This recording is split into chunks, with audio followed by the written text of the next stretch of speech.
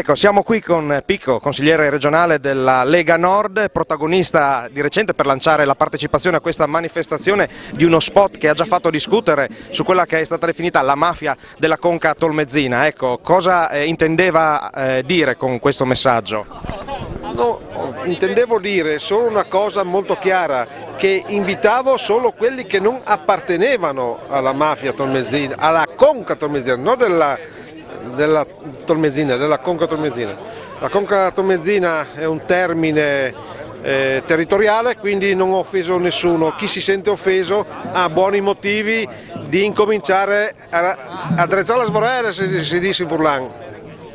E lei continua a essere anche controcorrente rispetto al suo partito sul tema degli elettrodotti? No, il mio partito, la gente di montagna ha la libertà di esprimersi sul proprio territorio. Il nostro partito è un partito autonomista che dà la libertà.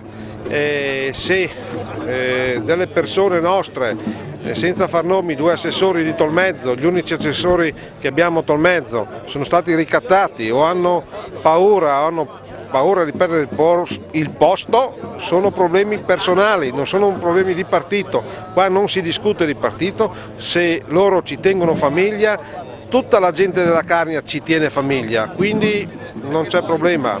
Facciano quello che vogliono, dopo penseranno la gente di Tolmezzo a valutare quello che hanno fatto. Come proseguirà la sua battaglia in Consiglio regionale, visto che è uno dei luoghi dove si potrebbe decidere il futuro di questa infrastruttura?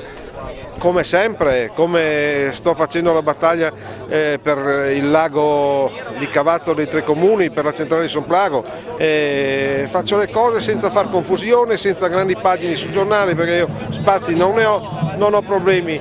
Io sono uno che non sono in vendita, non sono in vendita perché ho una dignità da rispettare, vengo da una famiglia di emigranti, di Porein, quindi non ho niente da avere e non ho niente da dare a questa gentaglia.